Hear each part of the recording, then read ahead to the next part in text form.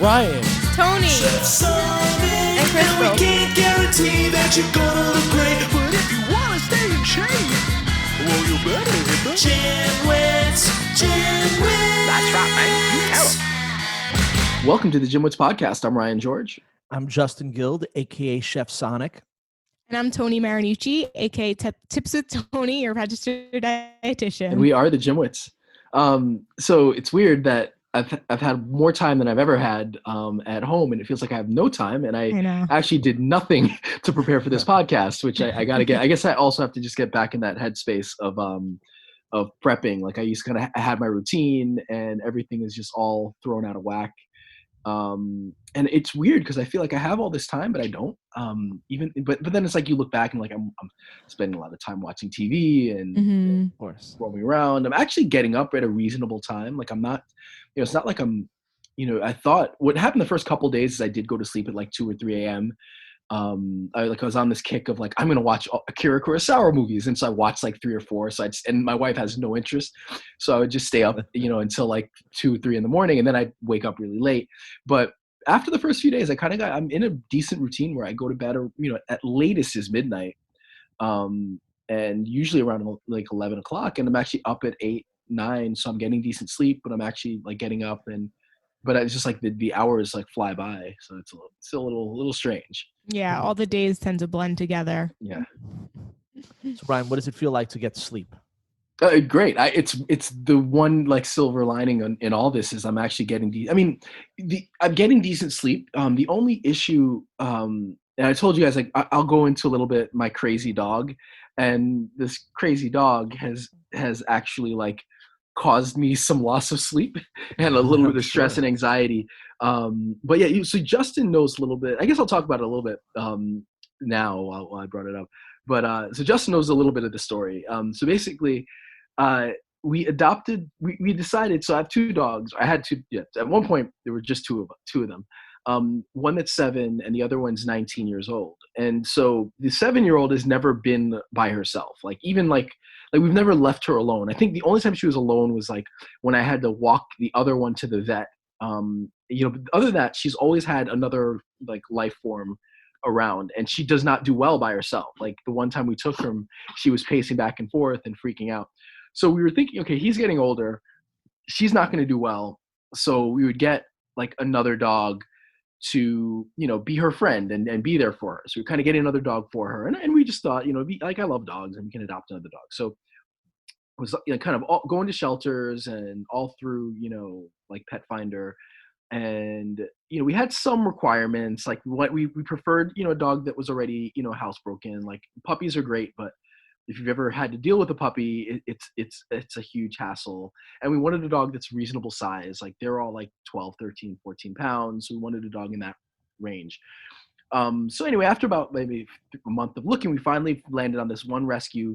They basically get dogs from China. So they rescue dogs from China. This particular dog came from a slaughterhouse, then ended up in an overcrowded shelter. And so we have no idea what her life was before, she was adopted. But the rescue was like, okay, she's spayed, she's she's microchipped, she's got she's great with other dogs, all this stuff like that. She was just this amazing dog. So we go to meet her, and when we met her, she was perfectly fine. So we took her home, and day one, she had this weird thing where she would just chase her tail aggressively without stopping. And then she'd start like growling at the walls, like as if she was hallucinating. It was crazy. Like she just growled at the walls and was barking. And over the first month that we had her, it would get progressively worse, to the point where like there were a couple of days where it would not stop. And so it was getting really bad. So, step one, we brought in an animal behaviorist. And the animal behaviorist costs a lot of money. And at some point it was like, yeah, I've never seen this behavior. I don't know what this is. I think you should euthanize her. Like her advice was just right off the bat, euthanize her. Now, animal behaviorists, I kind of liken to like a trainer, a personal trainer, in that, there's a body that recognizes behaviorists. And they do a lot of coursework, but it's not just like, in general, anything with the ist ists well, no, are like to be, you know. well, no. So I mean, to be can fair, you think like of anything professional that's an ist? there are plenty, but to be fair, Like a hypnotist. Okay, like I get makes like anytime like All right. a Except for a chiropractorist. therapist. yeah, But see, a therapist, that's a generic term. Like a That's true. therapist. That's true. Like the professional terms. a nutritionist is Yeah. generic. Exactly. Yeah. See, Okay. beware of ists. all right. Well, So but physical therapists, not really. Yeah, I don't think you exactly. can claim that unless you have like No, a a physical PhD. physical therapist is but it's they're just using the generic term therapist. It's the physical therapist. changing the goalposts there. See, the All right. trysts are better, like a psychiatrist. Like that's okay. You know what I mean? Yes. Okay. Trysts Beware are of better ists. than ists. Beware of Okay. ists. All right. So anyway, so the thing with behaviorists is though that they go through a certain amount of coursework that is kind of like a trainer where you get certified by a body. It's not a college accredited program. You don't get a degree. So there are different levels of what you get. And I don't doubt that this woman, well, I mean, she was off-putting in the way she approached us. And like at the end of the day, like I'm not an expert, and I'm sure she deals with a lot of idiots with dogs, like people who just do dumb stuff. But there's some value in like, here's my experience. And she kind of didn't want to listen to anything we had to say. She just wanted to watch the dog. But she was like, I don't know what this is. This is crazy. Euthanize her. So we for the first couple of days, we were kind of thinking, I guess we're going to have to euthanize her. Like that was her recommendation. But then we thought it get through again. And we ended up, so we took her to the vet. The vet recommended medication, and the medication worked. But the problem was that she was really aggressive when she would take it. And it was a 3 times a day thing. And it was rough, like giving her 3 times a day, she would get really, really aggressive. And then we found what's called a veterinary behaviorist. And a veterinary behaviorist is actually, they're a vet that then goes through 7 or 8 years of training in animal behavior. So they're like super legit. The problem with the veterinary behaviorist, I don't know if it's a problem, that there aren't many. And the one that we found was in Mamaroneck, and it was super expensive. But we figured, okay, That's this by is me. yeah. Sorry. So it's like this is world. it's like this is a last resort. Let's do it. So we take her there. She kind of could see the behaviors, but we ended up, a long story, I guess, a little shorter with her is like we ended up putting her on Prozac and gabapentin. So she's on these 2 medications that generally work. Like she has her behaviors, like she has triggers, like loud noise, any sudden thing. It's like sensory. Like the vet actually likened it to autism, like, and that she's very sensitive to sensory things. So like, loud noises, sudden noises, she gets touched by something can trigger her.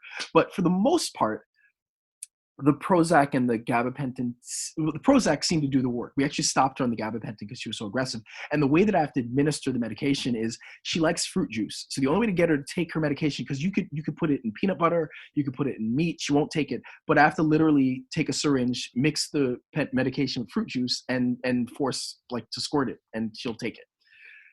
So I'll get to the kind of second part of the story, and I'll try to rush through this. But when we got her from the vet, from the rescue, turned out like she wasn't spayed and she had rotten teeth. So the rescue really screwed up. And we said to them, hey, look, first of all, this dog was not adoptable. She should not have gone to a home, and she definitely shouldn't have gone to a home with other dogs because she does not do well with other dogs. Like, she tolerates my dogs, but she doesn't like them. She gets really jealous of them. And so like they didn't do their job, like they messed up, and they kind of were like, oh, well, they pawned the responsibility off on the people in China. But it was like, look, you didn't do your due diligence, and clearly she wasn't adoptable. But they were kind of like very standoffish, and they didn't want to pay for anything. Like, it's like, look, she needs this tooth procedure, and they didn't want to pay for it. They didn't want to cover anything, and they didn't want to give us a, I didn't want to. At this point, it's like I don't want to send her back because like they're just going to pawn her off on somebody else. But it was just really crappy experience with the rescue. But again, she wasn't spayed, so so what it turned out, it looks like she was spayed, but it was botched. So basically, they went in because we did find a syringe, like there's a cut. So they went in and they must have spayed her. But when you do, like, there's a test you can do, and it comes back as, I guess, positive, like, or showing that she hasn't been spayed, even though like she was. So she has what's called, in addition to everything, ovarian remnant syndrome, which basically means that there's something still left there, so she can still go into heat.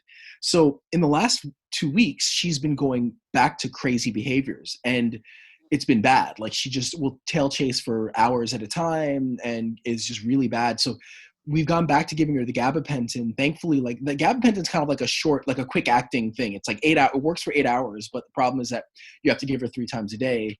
And the Prozac is longer. It's like it has to build in your system. Like, it takes a few weeks for Prozac to set in. So it's almost like the Prozac's not working anymore, but the gabapentin does work. But the other thing we've noticed is, I guess, a little TMI, but like, so when we got her, and this is when her behavior was at its worst, she had like a swollen vulva. And I guess that's a sign of being in heat. Like, she wasn't bleeding or anything. But like, her nipples were swollen, a swollen vulva. And that went away after about a month of having her. And that kind of coincided with the behaviors getting a little bit better. So in the last few weeks, we've noticed that the swelling is back, and the nipples are swollen again, and her behavior has gone crazy. So it seems like she's going back into heat. So the vet basically is like, when they have this kind of syndrome, they have to get the spayed again while they're in heat, because that's where if they're in heat, the vet can actually look and see, they can find, it's easier for them to find whatever was missing, because everything is swollen. So we just had this whole thing now where she's going crazy. She's keeping us up at night. And now we might have to take her in a moment where I'm not making as much money as I'd like. I got to probably spend a bunch of money to get her spayed again. So, and I don't always recommend this, but I almost wonder if you should take the rescue to court and like get some money back, because even though, look, they're doing a great service in general, but they still have to do their due diligence. And by putting a dog out there that is not adoptable, that should not be for regular people to have to take care of, is not right. I will give you 2 reasons. You're absolutely right. I think there are 2 reasons why, and what they did, which is, I guess, smarter on their part, that we're stuck without a position to do that. So basically, the 2 things for the procedures. They recommended, they have a vet in Brooklyn, in Coney Island, that they said, take her to our vet and they'll take care of everything free of charge. My problem is, I tried to go there twice, and it's in the middle of nowhere. So to get there, it's an hour and a half by train. Even though I'm in Brooklyn, it's like an hour and a half by train. Well, now I'm here, and so you should. Now I'll give you a ride. Well, let me finish. Well, the other part is even driving is about a 50-minute drive, and I got there late. I was 5 minutes late, and they're like, "Nope, sorry, we can't take you." So I don't even want to deal with that vet, which is a problem in and of itself. I love my vet now. Like, we actually, the vet we have is really great. They're very responsive. I really like my vet. So personally, I don't trust them. They're people. And I hated that interaction the one time I had an interaction with them. And it would take multiple trips. So basically, like, I'd have to go, they were like, I have to go there to get her looked at. Then after I get her looked at, then we can schedule the spaying. And that would mean then taking her out there in the morning at 8 o'clock, going back home, picking her up at 5. It's just like so many trips out to this random, middle of nowhere spot that it's really inconvenient. So the second part is that they were like, we'll take her back. They kept saying, if you want, we'll take her back. So the problem is, like, yeah, I could take them to small claims court, and their response would be, listen, we offered to take her back, and I could, there's a case there. I could probably try to get my money back for a lot of the stuff, but it's like, it's not quite worth it. And then, at the end of the day, like, it depends on how much money it is. If you're talking about $5,000 that you have to put out of pocket. I mean, we put a lot into it. Probably not quite $5,000, but a lot. I mean, well, that's significant. I mean, that's. But to still, me, that sounds like if there's a legitimate case, that's worth it, especially because they screwed up. Like, it's not fair to you. And the idea of, we'll take the dog back. There is something to be said about the emotion behind it of, now you have a dog, you've cared for it, right? And then you return it. And then I know that legally a dog is property, that it's not a life, but that's a gray area. There is something to that. Look, I'm not a lawyer. I don't know. And I know that I don't like to, I joke about it, but I don't like to go litigating, all the time. But if to me, it just sounds like you got the shaft. Like it's completely not fair to you. And there is an emotional element to it, is that you've had this dog and you've cared for it. Yeah, no, So it's not like it's not like your car doesn't work. Return it. Return your car and we'll give you another one. Like it's not a car. It's a dog. So there's definitely something to it. I think at the end of the day, for me, it's like it's a hassle that I don't know that it's worth. Because there's still a case that can be made, and then it depends on the judge and I think what they think you should of it, do it so that you can get on one of those television shows, like Judge Judy. Or see, that would be worth Court. it. I think that would be worth it, so that you could go on. And she usually, and like you come across as kind, so she usually, if you come across as nice and caring, she'll go in your favor. Yeah. Look, I think you should do it just even if it's a GymWits promotion. Go on wearing a GymWits T-shirt or something like that. Yeah, maybe we'll do that. But, feel bad for your dog, though. Yeah, and that's the other thing. You feel bad for the dog too. Yeah, I mean, it's tough. Like, I don't know what we're gonna do. Like, so we're probably gonna take her in to get spayed again. If the hope for me is maybe that there's some kind of chemical imbalance, and that would help. Yeah, help with the behaviors. I just feel really bad. She's been through so much, and like, who knows what her life was like on the street, in the streets in China, then in a slaughterhouse, and like, just, I don't know how much of it's like, nature versus nurture. Like, there's some of the behaviors that just seems like she was like born that way. Like the weird tail chasing that she does. It's like, it's just so random and happens. Like, it's so aggressive that it's one thing to like growl at the dogs and like, be like, kind of stay away from me, don't, especially when they're eating, but like the way she does it, like this morning it's like 7:00 and I just wake up to her, like hearing, cause she chases her tail, but then she's barking at the same time. And I just wake up to hearing that. So then I had to grab, I had to calm her down, which took forever. Luckily, like when I pick her up, she's okay. So like I had to wrap her in a blanket because like she'll bite me if you try to grab her while she's tail chasing. So I had to wrap her in a blanket until she calmed down. Then I pick her up, so I'm holding her in a blanket. And then when you're holding her, she's like smiling, she's all happy. One hand holding her, the other hand's like taking the medication out, pouring squeezing the fruit juice out the syringe, mixing it, then giving her, and then like waiting, because then the thing with the gabapentin is it can set like. It'll have an effect anywhere from like 5 minutes to 30 minutes. So like, then I have to hold her for 5 minutes, and I took them up to go pee and run around. And then when I brought her down, she's been perfectly fine. Like, she's actually good right now, although I'll probably need to give her, in a few hours, I think. But it's just been a lot with this dog. Like, if I had known what it would take, I would not have it. I mean, she's like, she's sweet when she's not insane, and she's like the cutest little dog. But when she goes crazy, it's like a vicious, like, demon dog. Yeah. Wow. Dogs. So that's my story. How are you guys doing? I'm good. I'm still sad for your dog, though. Yeah. Definitely keep us posted. Yeah, I'll keep you guys posted. Yeah. See, this is the whole problem, and it's why PETA has a point of, if we didn't have any pets, if animals were just able to roam free, we wouldn't have any of these problems. So, yeah. Just wait. I'm not gonna like really respond, but I'm just gonna say though that the next time we have a podcast, your homework is to watch Tiger King. Yeah. Oh yeah, I definitely will. I mean, and then we can talk. And then we could talk more about that. Yeah. So watch Tiger King, and then next week we could talk about. Oh, Ryan, Tiger you've King. seen it too? And I saw it. Yeah. Okay. You have to watch the whole thing, because okay. I had like in the beginning I had a little bit of mixed reviews, and then towards the end I had like very clear on what side I stand on. Yeah. Okay. And I mean the thing with this show is and I have an interesting personal anecdote, but I'll wait until you watch the show. We'll talk about Tiger King.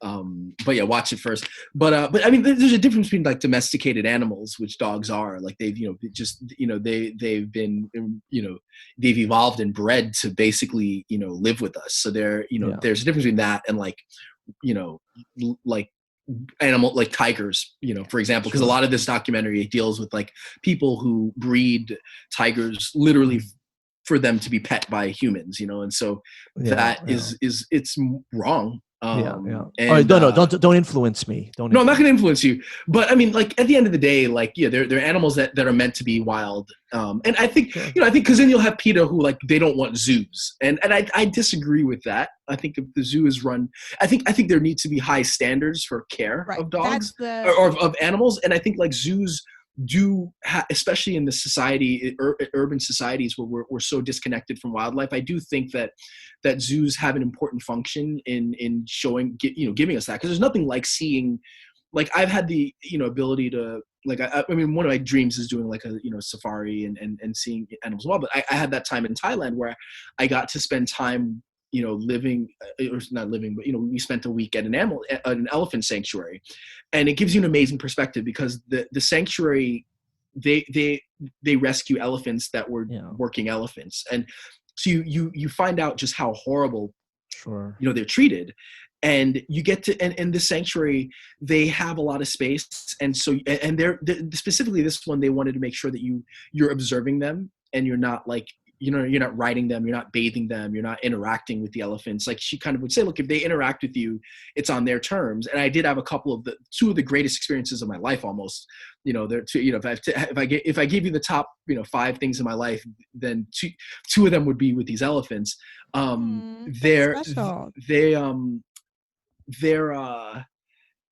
You get you really get to see them in their element to an extent, obviously as much as you can in a. Wait, you get to see them in their elephant? You're an idiot. Yeah. So you, God.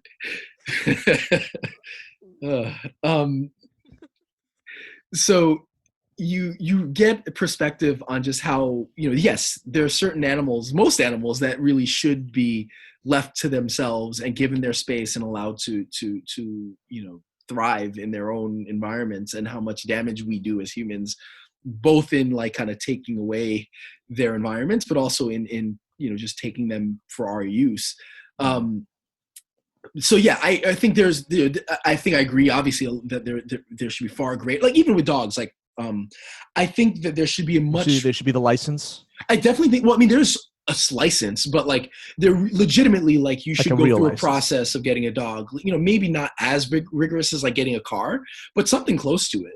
I definitely think so. I think you should have a license before. I think you should have a license before having a kid. Actually, I know it's as controversial as it sounds, and it's not like but we've talked about this before. Maybe we definitely have. But I don't know if we've had it on recording before. I think we have. I know it sounds controversial, and I'm not saying that people shouldn't have their reproductive rights taken away. I'm just saying that if you're dumb and you can't care for a kid, and it has nothing to do with money, like if you just aren't going to care for a kid, and you're going to be irresponsible, you shouldn't be allowed to have kids. Yeah, that's just my opinion. I agree, and so I think that especially when it comes to animals, like there should be, because I think with all kinds, whether any exotic animals or domestic, people get them because they look cute or fun, and they don't realize what goes into it. And then there's on the other hand, like, and I've been the kind of victim of this too, where you get somebody who's selling these kinds of animals, and they just want to make the sale. And I'm not talking about the rescue, but other situations, but they're trying to make a sale. So they're not going to tell you really what goes into it. They're just trying to get you to buy it and buy this cute little thing. And you don't realize then the financial and physical, requirements that go into it. So I think that there really should be much stricter guidelines on owning animals, and that if you're going to, get them, you need to show that you at least have an understanding of what's involved. Sure. No, I'm with you. But although I would say, like, if it was possible to have a pet tiger, I mean, that would be awesome. Like, imagine going to like a business meeting, like, or like some sort of negotiation with your pet tiger. Be like, so this is what I want. How do you guys feel about this? Yeah. No, I look, if I would love, like if I had the money, I would just buy a lot of land and you should have a dog sanctuary, and I would just have animals. Like I definitely like I want an Icelandic horse. That's a goal of mine. I love reptiles, as tortoises. So like there's I would definitely have my own like animal sanctuary if I could do it. How messed up would it be if like you were able to smuggle some like horse, semen, and you like totally like just regular, and then you went to Iceland and you impregnated one of their horses? They'd be so pissed at you I'd probably get arrested for completely like destroying their purebred. Yeah. Like well, they're super strict out there. Like, I know. Like, I know, I think, they can't. Like when you go to Iceland, you can't. If you like, so Game of Thrones, they were telling us how Game of Thrones filmed a couple of seasons they were filming in Iceland, and they brought like the gear for the horses, like saddles and the stuff. And Iceland was like, no, you can't use it. You're going to have to. So they had to make all the gear for the horses in Iceland. Yeah. Because they're really afraid of like any, like diseases, sure, viruses that may affect that come, coming across. So you can't use like horse gloves. Like everything has to be made and used there. Yeah, and then if a horse from Iceland leaves Iceland, they can't come back. So it's kind of crazy. So anyhow, Tone, what have you been up to, or you want me to go first? What? Yeah, no, I mean, there's nothing much. I feel like we just chatted last week. Not much has changed since last week. I went to, I took a quick trip back to Nashville. I was actually proud of myself. Really? This past week? Yeah, I've been there because I needed to pick up my stuff to record. I wanted to have, and I'm going to be in New York indefinitely. So I just wanted to have my computer and some recording equipment just to be able to do it properly. I'm proud of myself though. I went to Walmart and a couple grocery places, and I just picked up tons of stuff, right, to not be used just in case there's a drought. Like we know there's toilet paper, but there's a very good chance that other things might become scarce for whatever reason, laundry detergent or dish soap or Advil, or just things like that. Mm-hmm. And so I just wanted to have a stockpile of stuff that I would use anyway. Right. And there's a good chance that even after this whole thing blows over, that things still might not be as super available as for a few more months. It's not like I don't think that things are just going to go back to normal overnight, especially definitely not. And sort of things that you normally, if you need something, you just go to the drugstore. Like things might be a little difficult. I don't think there's going to be any real shortages, but you never know. Mm. So I mean, it definitely doesn't hurt to over prepare when it comes to those things that you would use anyway. You know, I bought some more canned food and just things to have. Yeah. So I thought it was just a good idea to have that sort of stuff. So I still need to make my stockpile of toilet paper go up a little bit. I don't have I have enough right now. But a lot of places are limited how many you can buy at a time. Yeah. Well, I just like to buy like any. Oh, you have? No, I have plenty for a while, but who knows how long that's going to last. I know. So. I was panicking a little bit because like everybody was, and I was like, haven't had a chance to go out and get any. And then, I mean, fortunately, where I am, my corner store, they keep everything pretty like stocked, and you just like I'll go once every 2 weeks because you can only get like 5 at a time. Sure. You know. Well, it's maybe you think bidet sales have gone up. I've always wanted a bidet anyway. Someone I know bought one. You can get one for just a regular toilet, and like and they were like, I've always wanted one anyway. There's someone I know also uses reusable. I don't think I would ever do that though. Like reusable toilet paper, apparently for just when you pee, like for girls, and then you wash it at the end of the week. Like you have like 3 different. I don't know. It's probably fine and environmentally friendly, but I don't think I could ever do that. But if someone wants to save the world and the environment, that is an option for you. Just I'm not doing it. I'll help in other ways. But yeah, so anyways, I feel like we chatted so much. Are we going to go into our topic today? We are. I just wanted to say one more thing that I'm getting chubby. I just not that I've been eating poorly, but I just haven't. I haven't been exercising, and for me that goes hand in hand with eating extra healthy. So I've been eating okay, but I haven't been eating great. But the exercise for me is the difference. Right. Yeah, I was going in Nashville. I was going I was going kickboxing 4 days a week, doing yoga 3 days or 4 days a week. I was just in good shape and I was feeling good. And And that was just keeping me like, wasn't trying to lose weight, but that was just keeping me status quo, and I was just feeling good. But now I'm not doing that. I mean, I'm doing a little exercise, but for me, I need that rigorous exercise to, keep me or status quo. even it's not even the rigorous exercise, because even a little bit of movement goes a really long way. But I think it's just the difference. It's like going out and taking a class. You're just more engaged. You're more into it versus like trying to motivate yourself from home. I know a lot of people are struggling with that. Yeah. So yeah, I know. I think it's hard. The last episode, Ryan, did you give examples of home workouts? I kind of gave an idea. I think you just gave yeah. ideas. I mean, and not to put you on the spot, but like, is there maybe a couple things? Maybe tell Justin like stuff he can do at home. Would you do it, Justin? I mean, I would. It's and a lot of it is also that I've been driving back and forth a lot and been on the road. So now that I would. I mean, I have weights here, and I could continue doing yoga, and I have stairs. So when I was home, other times, what I would do is I would run stairs. So I know plenty of workouts. There's nothing to do with. It's just harder to just motivate and do it. Yeah, that I definitely agree. That's why. I think the biggest way to get motivated at home is like knowing that it doesn't have to be an hour intense workout that you're used to going to, and like being okay with that. Yeah.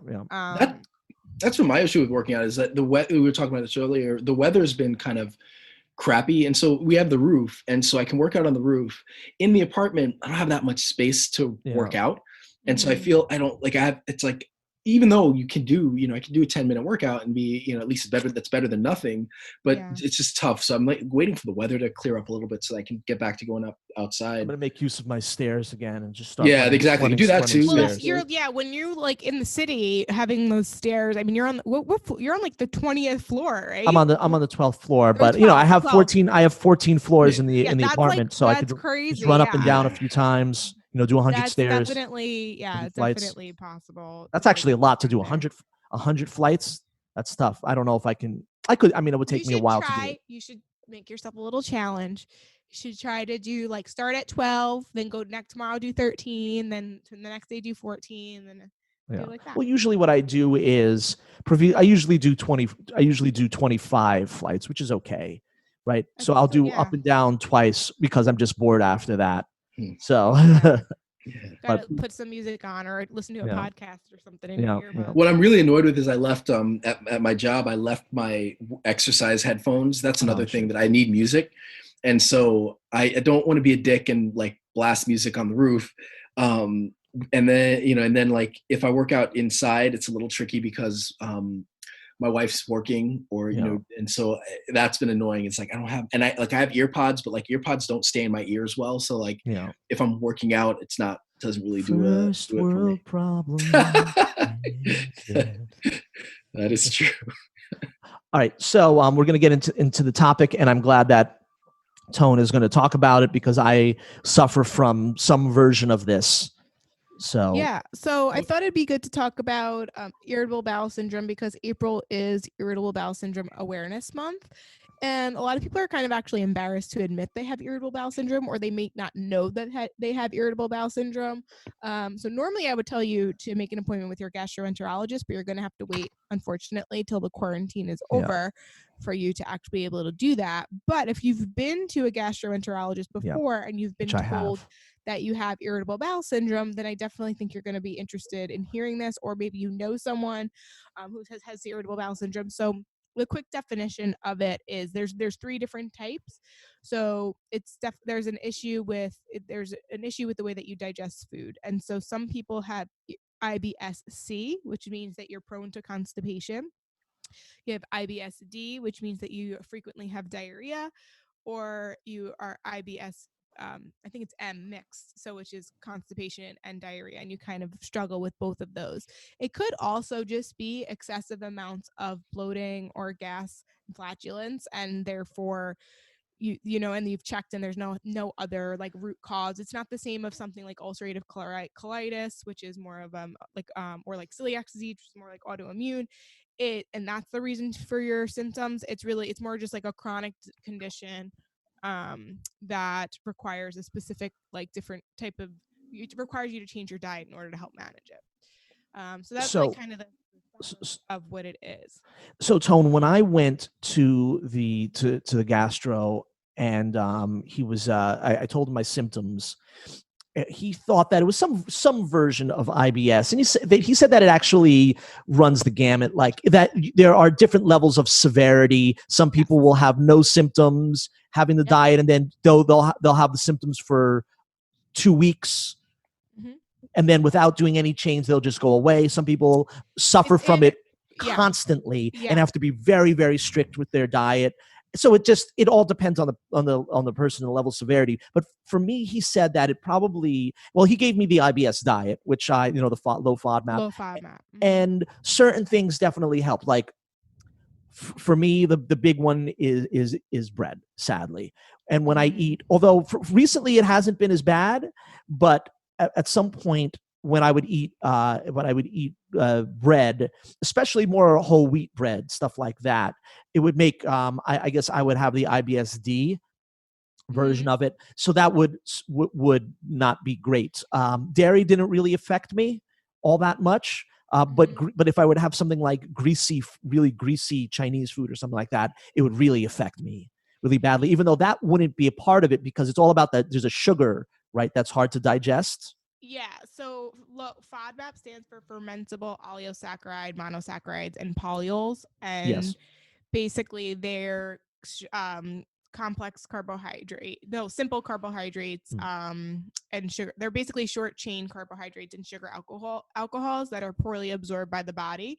That's what it is. And in some people it causes more abdominal pain and bloating than others, and so everyone, like exactly what you just said, everybody responds to a low FODMAP diet differently. And I will say, although that's typically what's recommended, what the doctors don't tell you is how complicated and confusing and restrictive it actually is. And you might not necessarily need to restrict those certain foods, because everyone responds to certain foods differently. So that's where it might be helpful for you to follow like kind of like a low FODMAP diet and to see what foods helps and what has FODMAPs, and then you can experiment on your own. But the problem being is that you also will find that like there are, depending on which list you have, some foods are considered low FODMAP and some are not. I saw that. So it's really confusing. But I usually tell people there are some heavy hitters to try to remove, and if you see a difference, then keep doing it. If not, there's no reason to. So dairy is usually one of them, but if you're fine and you can tolerate dairy and you have no issues, then that's awesome. Then you keep dairy in your diet. Now, what I saw them say with the dairy is that certain are going to be much more harsh, like soft cheese, for instance, is going to have a lot more of that sugar, but that hard cheese won't affect most people as much. Yeah, exactly. Because lactose is considered a sugar alcohol. The lactose, yeah.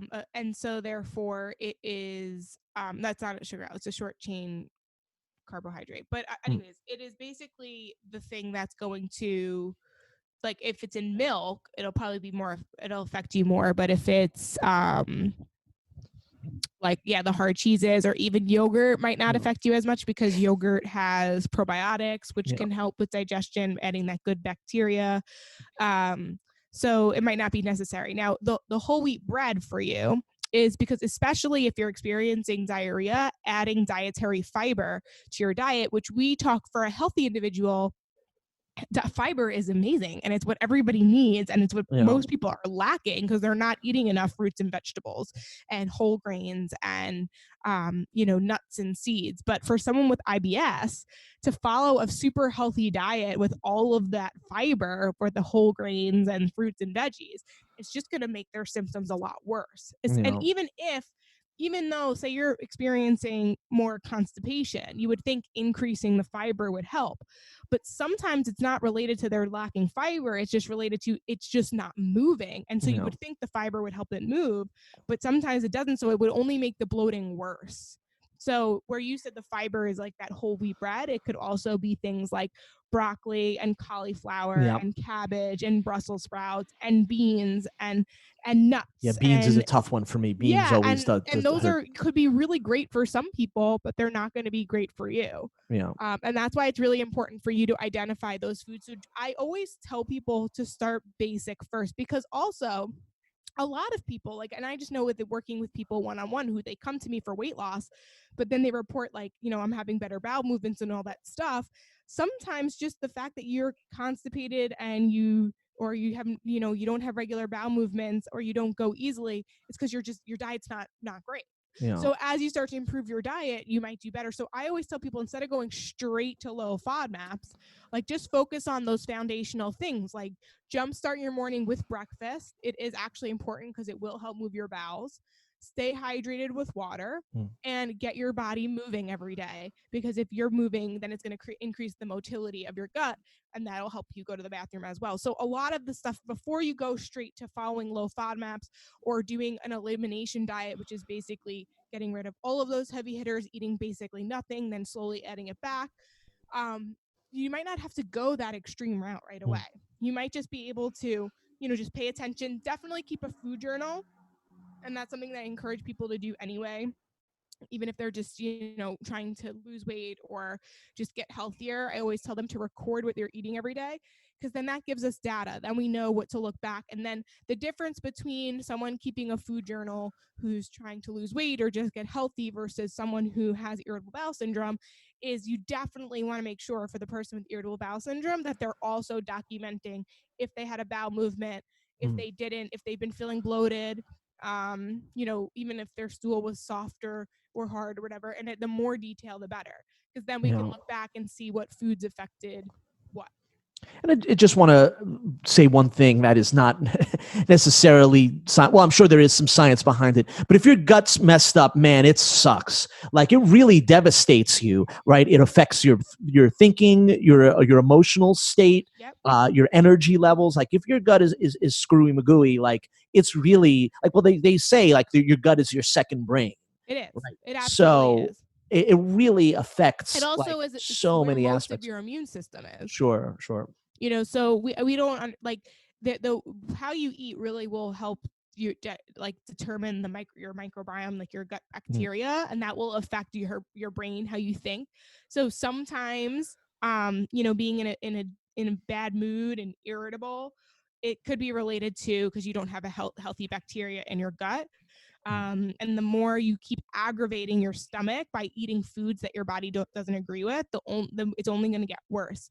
And then the other part to that is, you were saying, it really does suck. Like, people who have IBS, you have to think about how uncomfortable it is. Like, you're always worried about, like, is there going to be a bathroom there? Sometimes you don't even want to go to social events because you're afraid that you're going to have an episode there and you're going to be in the bathroom the whole time, and then you're going to have to explain to people. It affects people's dating lives because they are embarrassed if they, are going out on a date and they have an episode and then they have to explain to this person like that they don't know, and also, two things that doesn't tell you is that actually people with IBS, if they have like extremely bad bloating, it could actually make sex painful. So like, it also can make, and even women's menstrual cycles, it could make them painful, which is crazy. But like, they don't even realize that it could be because they're not treating their IBS. And then now this person that they're with doesn't think that they like them because they never want to have sex with them, but it's really just because they're uncomfortable and they don't like the way that they feel. And so it can get pretty deep in how much it can actually impact your quality of life and your overall happiness. And so it can get really crazy. But the reason why I wanted to talk about it today is because I wanted people to know that they're not alone. And I want to take advantage of April being IBS Awareness Month to let them know that you can get help. You definitely want to seek out a registered dietitian because they can help you. If you are going to do like an elimination diet, or you did want to explore low FODMAPs, you need to do it under the care of a registered dietitian. Otherwise, it's honestly going to feel like any other restrictive diet you've ever tried, and it's going to trigger you, and then you're going to want to overeat, and then it's going to screw up your stomach more, and it's just going to be really it's not going to help in the long run when it comes to like your relationship with food. It's not fun at all. Ryan, anything to add? Not really. I mean, I don't know. My dad's always had stomach issues, and I don't know that if it's IBS or what, because I know that it's been going on for a long time, and he would get weird diagnoses, but like he was on such a restrictive diet that he could almost have, it was super restrictive. Everything was like super, like very plain, just, lean cuts of meats, and like he's kind of in a position where anytime we would go out, like let's say it was a birthday, it's like, all right, well, if I have the cake, I'm going to be in the bathroom for hours, and it was just kind of one of those, like he would have to make a conscious decision of, all right, if I'm going to do this, I'm going to be, it's going to stick with me for a long time. I mean, just that's the only real experience I've had with it, is just seeing my dad go through it, and kind of growing up with him going through something similar. I don't even know if it's exactly that, but yeah, I mean, it's kind of debilitating, and yeah, like I can imagine, like just from a quality of life perspective, like, food is such an integral part of our lives, that having to make that choice of like, not only is like, any of us, even if you're dieting or eating well, like you can give in and have a day where you're like, I'm going to have that lasagna, or I'm going to have that cake. But if in addition to having that cake, in addition to the cake being bad, long-term for you, that it's going to have the short-term effect of like, really pain or discomfort or being in the bathroom for a long time, that's got to be, extra kind of frustrating to deal with. Yeah. And then just to kind of piggyback off of what you said about your dad, like needing to do very plain foods, it's garlic and onion, which are used in a lot of like spices and herbs, and what give food flavor, are high in FODMAP. So it really is bland and boring, and it makes food no longer enjoyable. Yeah. Although I heard that the garlic powder is not nearly as bad as eating. And that depends. And that depends on the person. Yeah, a life without garlic would like take a little quality. I will say though that sometimes, if your symptoms are really, really bad, it could also be something else. So if you maybe you used to be bloated here and there, but now it's like you can't eat anything that's flavored or seasoned, and it's getting really bad. It could be because although maybe you had IBS most of your life, now you might have something else like small intestinal bacterial overgrowth. SIBO is something that we could probably do another podcast about that, actually. And that's actually what I was diagnosed with last year. And I had to be on low FODMAP, and I ended up getting a better resource. So I will let you guys know the Monash University, MONASH University. They're like a better resource, and they have a lot more like up-to-date information. It's a lot less confusing, but even with that, to me, it was still like, I was like, no way. Like I don't know what to do. Like I just ended up treating the SIBO with supplements and stuff, and that's like a whole other thing, but and that were prescribed to me, by the way. And so that's ended up, I was like, I'm just going to trust that these are going to do its job, because this diet is literally impossible to do. Sure. And I can't eat anything. And then also too, like my livelihood is I'm a dietitian. I was like, I couldn't post anything on my story. I'm not eating anything healthy. I literally could only tolerate like white rice, like nothing, like white rice and like bland, boring, like steamed chicken, and like vegetables. Too many vegetables would make my stomach upset. It was like, just it's not necessarily even healthy either. It's just like you're just trying to manage the symptoms. So yeah, if I will say that if you do have experience where it's like getting really bad, it could be something else, and that's why always going to your doctor is always going to be the best way to help you understand what's going on. Cool. So yeah. Yeah, we'll be more prepared next week as far as like other things, but well I have another I have another stump the tone. Okay. Also, I will just say episode 94 of the Tips with Tony podcast is all about low FODMAPs, and I have an episode coming out about 21 things people can do to manage IBS. That'll be out on April 20th, 2020. Sweet. If that's a Monday, which I think it is. So, anyways, yes, Justin, you have a question. The last Stump the Tone was basically something that I dealt with all the time, where I would after a long day, either if I went to the gym or if I just from work or whatnot, I would and I was starving and it was dinner time. I was I would pass 20 fast food places, all offering a very an immediately gratifying meal for $5 or something like that. And so Tone's answer to that was be prepared. Yes. Right. So now I have another. I have the questions are going to get progressively harder, more difficult. Okay. So now I'm at the supermarket, and while if you go to a supermarket in New York City, the frozen food selection is not good. They have a few brand stuff but not all that much because they don't have huge freezer space. But at the supermarkets where I would go to, they have huge freezer spaces. So that meant a lot more selection. So think of this: if I'm a parent, maybe I'm a single mom, right, and I work. And I'm like, all right, I'm not going to try to get all that much fast food for my 2 or 3 children. But what I see here at the supermarket is frozen food, something like frozen fried chicken, frozen French fries, or just frozen pasta dishes that are already pre-made, and they're really inexpensive. And I could feed my kids this. Or even frozen vegetables that have all the sauce and stuff in there, which are not very healthy for you. Stuff that my kids will enjoy eating.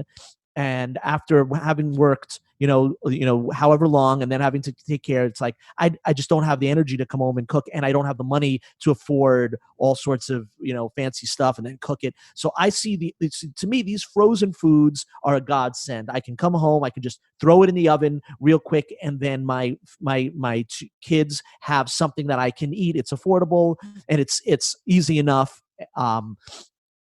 So now, if you are a parent faced with that decision, there's all these very affordable frozen foods that you can buy in bulk and feed your kids, and maybe you work. What's the approach for that? So that, and we know like once in a while that's okay, but you don't want to be, if you don't have to, having a steady diet of frozen processed foods, right, is not necessarily the way to go. So what's your approach for this? Yeah, well, I mean, there's actually a lot of frozen food options that aren't, you could get the frozen veggies that don't have all the sauce on it. Okay. You can get, they have, even they have like frozen brown rice that you just steam the bag and brown rice. They have frozen chicken burgers and turkey burgers and salmon burgers and veggie burgers. And, they have those options. And then say even if you did want to have something like a frozen pizza, which isn't ideal, as long as you paired it with maybe like the frozen veggies, or even just got like a salad kit and that's like fresh produce and you throw that on there and filled it up there. Like there are little ways to make it better. So that answer is going to be obviously always individual on the person, but I always tell people, like, what do you usually get? And is there a better alternative? So very often, like you said, there's going to have like, even if they did have frozen French fries, they probably have like 2 different versions of frozen French fries. And one may have, although it's still a French fry, it might be made with like sweet potato or partly cauliflower or something like that. And maybe the sodium's a little bit higher, and then maybe you bake it instead of fry it, and put it, so there are little ways to make a difference. So it would just, you just have to look for them. Okay. So you would say if you're going to go frozen, make the better frozen choices. So maybe instead of getting fried chicken, they just have plain, although you'd have to cook it in some way, get plain chicken breasts. Yeah, they have frozen chicken breasts that you can buy as well. That's what I was saying. Like although they might have like these less healthy versions of fried fish, get the fried, Yeah, get the baked fish that's already cooked that you just heat up. There's plenty of options. It's just you have to look for them. Okay. Ryan, anything to add about that? Not much. Not really, no. I think there's definitely value in having, frozen stuff available. It's funny for me, because now I'm home all the time. I just find like it's so much better getting the fresh stuff, you know, especially if it's affordable, and I have the time now. That believe it or not, cooking it's the time you might not have, but cooking is always going to be more affordable. That frozen food is not that cheap. Some of it is. Well, see how cheap some of it is when you go to these bigger supermarkets. Just huge amounts of stuff for. No, that's true. There is some things, but at the same time, I always, and this goes back to when we had that episode about like is eating healthy expensive and all that, and like there's so many things out there that are super cheap, but if I don't want it or I don't need it and it's not part of me spending money, it's like using a coupon just to use a coupon. Sure, that's not part of my diet, so why would I spend money on that, right? No. I think that's the other part too. It's like just because it's on sale but you don't even like it or it's not nutritious, that doesn't matter. You can use that money for something that you're actually going to utilize. Yeah. All right. Cool. I'll have to keep coming up with more stump the tones. I think the other issue living here is like, you know, in New York where everybody's in a small apartment, like I find like, you know, like I can't go shopping for like a month's worth of stuff because I just don't have space for all of it. Right. So I end up doing, you know, every few days. So I just end up getting a lot of fresh stuff because it's like here, because we don't have like a massive like Walmart, you know, frozen vegetables are not all that, you know, probably more expensive than getting fresh produce. So it's just easier to get the fresh stuff, but I definitely see the value in it, especially if you have space, because I'd love to, in some ways, like it'd be nice because they want us to stay home all day, you know, and not leave. It'd be nice to just do one big shopping trip where I can get, you know, go to Costco and just get tons of canned stuff and frozen stuff and keep everything in, but it's not reasonable because barely have space. You don't have space for it. A week's worth of stuff. So I just end up every few weeks, or, you know, which is frustrating also because like they're massive line. Well, there's one grocery across the street from me. There's always a huge line to get in because they're only letting X amount of people in at a time. Then there's another one that's about maybe less than 10-minute walk that is nicer. It's a little bit more expensive, but there's never a line to get in. So I've been going to that one, but it's again a little bit more expensive. Definitely nicer stuff. But then it's a walk, and I always like today, for example, I intend on going. I need to get like milk and butter and a couple other, you know, and I'm like, all right, what meats am I going to make tonight? But they're like, I always end up with way more stuff than I intend on getting, and then walking that stuff over is you know, it's not. There's good exercise. Right. I guess so for the little that I'm getting, but that's my first world problem. Right? Yes, definitely.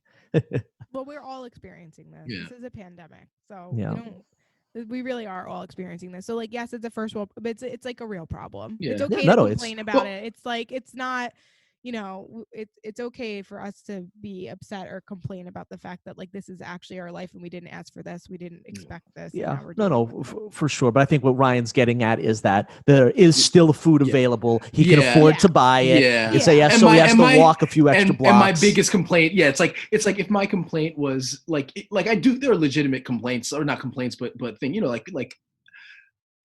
But my complaint is, I don't want to carry groceries 7 blocks. Like, so that's the angle. Cause they're definitely like, I think we all have, you know, it's been a huge problem. Everybody's affected. And, you know, I think I'm lucky, you know, in that I still have a job. But you know, for the moment, but yeah, it's like my problem is more like, I don't want to walk over.